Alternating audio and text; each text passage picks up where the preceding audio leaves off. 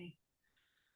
Hello, everyone. I'm Tracy, and thank you so much for being here. So, I have a very special guest. I have Tina Leah, and she's going to talk about these genetically, in I guess, engineered mosquitoes that have been released on Maui.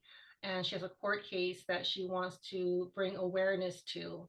So, I'm going to let her explain what this project is all about, and then she'll go into what you guys can do if you want to get involved. So, thank you, Tina, so much for being here. And thank you for all you do. I'm still learning about this whole thing. So if you can share, what's going on and why we should be concerned about this. Yeah, so what is happening is that there's this multi-agency partnership here with our state and federal agencies and non-governmental organizations, and they are releasing these lab-altered mosquitoes on Maui, and they've also started doing the initial releases on Kauai, the studies.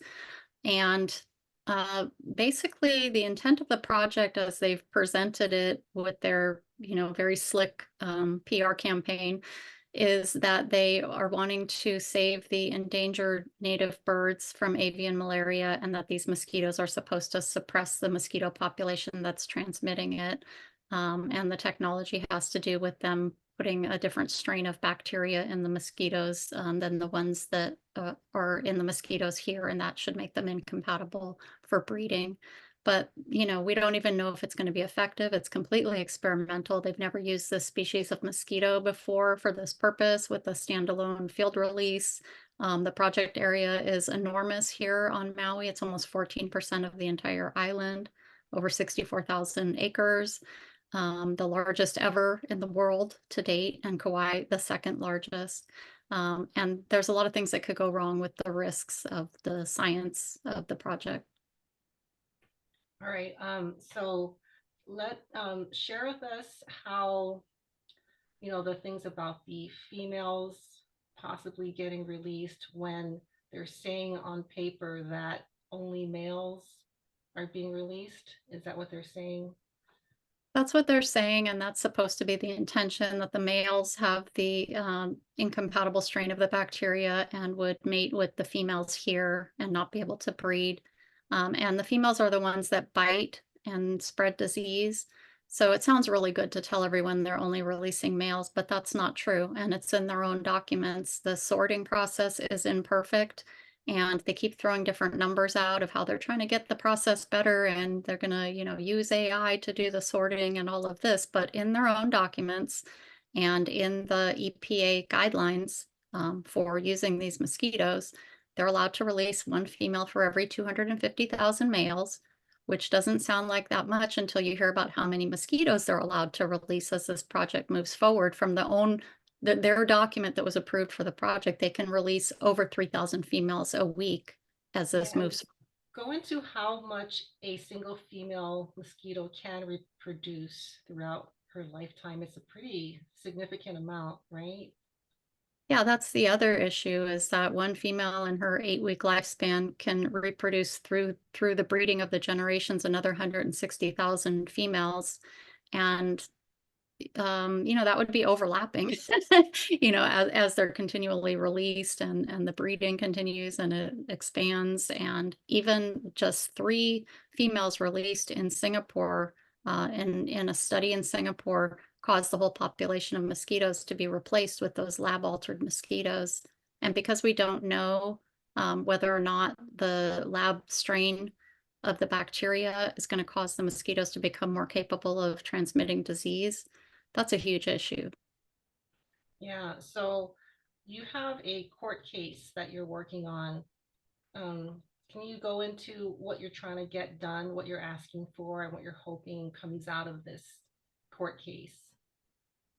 So last year, when this project was approved with what's called an environmental assessment, which is a very basic document that they tried to get away with to push the project through, there was a process to take them to court to seek a ruling to require an environmental impact statement, which is a much more comprehensive studies of what could go wrong and risks to the environment, and the studies that they really should have done in the first place.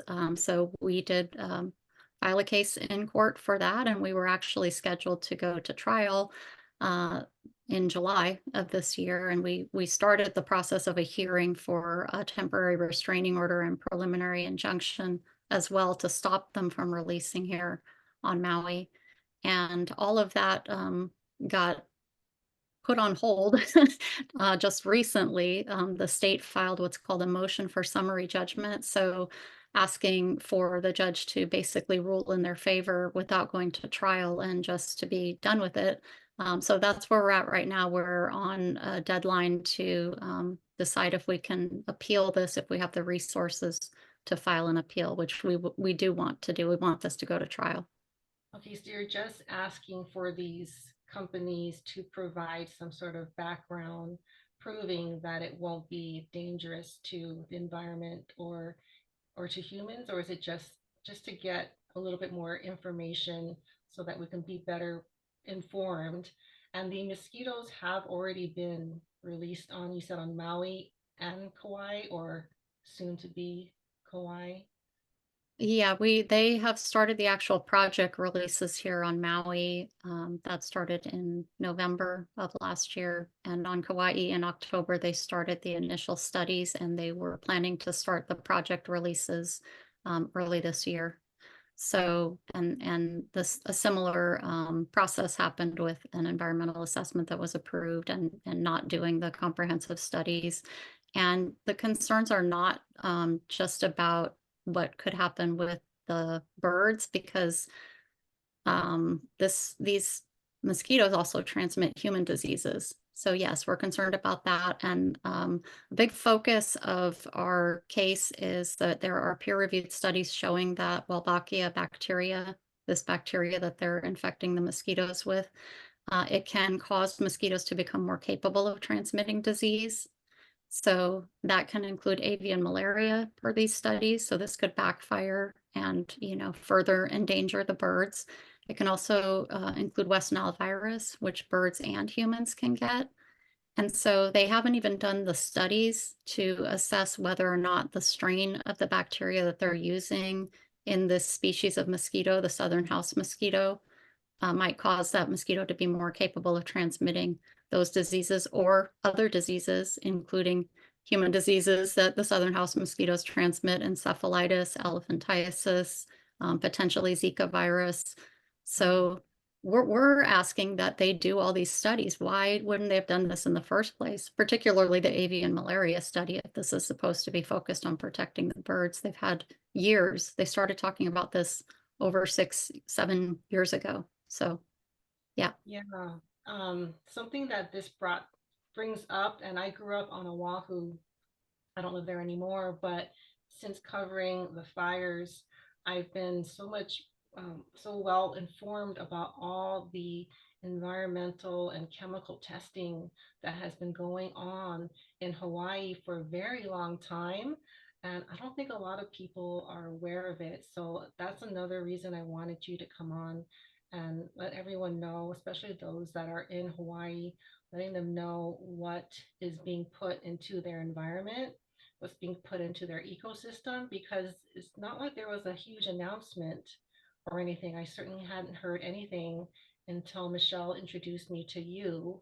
So that is something I want everyone to get, is that there are, not just this project, but Monsanto has been doing chemical testing for decades.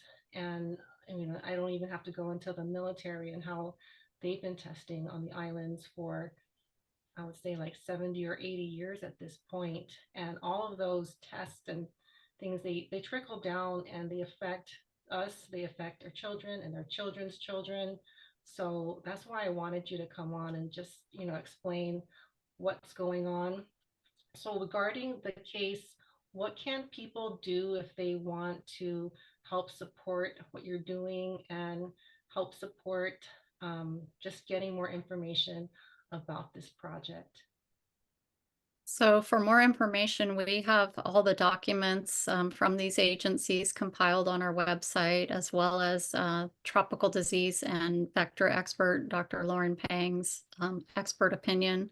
on the risks of the project. He spoke as an expert witness in our case as a private citizen. He's also, he heads our Department of Health and has decades of experience. Here on the islands, he's been the go-to guy for mosquito-borne illness, and prior to that, globally, decades of experience. So we definitely need to hear what he's saying on this. But our website is hawaiiunites.org, Okay. hawaiiunites.org. And we are raising funds. If we can raise 30,000 by the end of this month, we will file the appeal. We're about a third of the way there. So if people could help us out there, we really want this to go to trial. So hawaiiunites.org/donate.